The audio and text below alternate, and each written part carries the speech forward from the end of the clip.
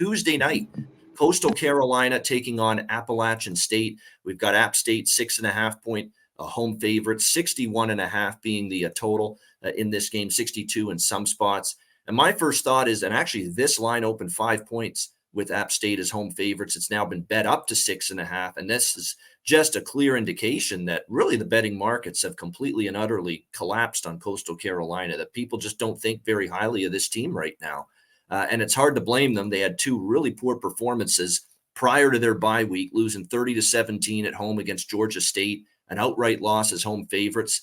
I took Georgia State in that game. And then against Georgia Southern, who's had a pretty solid season, very good offensive football team, Georgia Southern, and Coastal Carolina loses 38-28 to Georgia Southern, ended up getting picked apart by Davis Brin at quarterback in that game for Georgia Southern. So the defense has really struggled.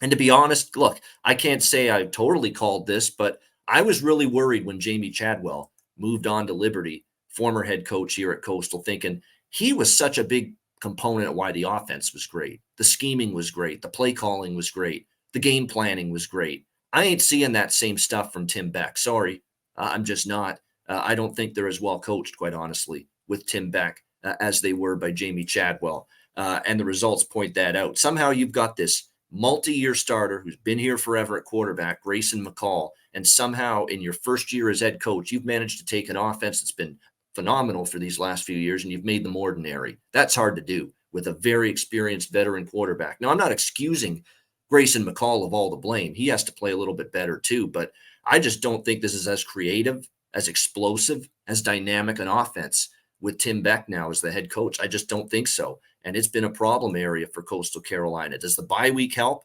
We'll have to wait and see, but this is an important game for them to try to bounce back. I know people are really down on Coastal, but to me, this does look like there's some value now on the Chanticleers. And if you're looking at laying points here, Conor, with App State, you're talking about a team that beat Gardner-Webb, didn't cover, though, an FCS team. They beat East Carolina 43-28, but, it's been a really tough year for East Carolina, a rebuilding year after how solid they were last year. And then the other results were a loss at Wyoming, which is no shame in that. Wyoming is tough at home, and they showed it again this past weekend. North Carolina, where, they ended up covering in that game 40-34, scored a lot of points, gave up a lot of points. And then their last time they played was UL Monroe, who, to be honest, they're one of the probably worst teams in the Sun Belt. And they gave up 40 points to a UL Monroe team that this past week couldn't move the football against South Alabama. So that's not a good defensive showing for App State. And that defense is what worries me here about laying almost a touchdown now against – I don't think Coastal's as good, obviously, this year, and I don't like what Beck is doing with this offense, but it's certainly a buy low spot. There's certainly some value in this number, in my opinion, on Coastal Carolina, and you are talking about a defense on the other side that I have trouble still laying points with. I'm not rushing to the betting window to say, let's take App State here after seeing them just give up 40 points to UL Monroe, one of the bottom-tier teams in this conference. So I'm leaning Coastal. I'm worried about the overall direction of this team for the season and the way they've started, but they're off a bye. Do they correct some things off 2 losses? You'd expect them to bring sense of urgency here. So not overly strong opinion, but I'll give a lean to Coastal Carolina here, probably the over as well. If there's a week that Coastal can hopefully get something going with McCall and the offense, it's here against a very spotty App State D. What do you think here, C-Mac? Yeah, and both teams, I think you mentioned, coming off the buys in this game. Other than that game in Wyoming, and there could have been more points in that game with App State at Wyoming. It ended up 22-19. There was a ton of mistakes. That game could have been in the 30s. All their games have gone over. I just thought, this total's pretty high, but I think we get points, in this game back and forth. The last few meetings, have gone back and forth too, Trader wins and losses. I like App State. If I get a 7, though, I might look Coastal's way, but I've been disappointed. You talked about the Georgia State game. I faded them there in that one. They're just not the same football team as the last few years, but they still have McCall.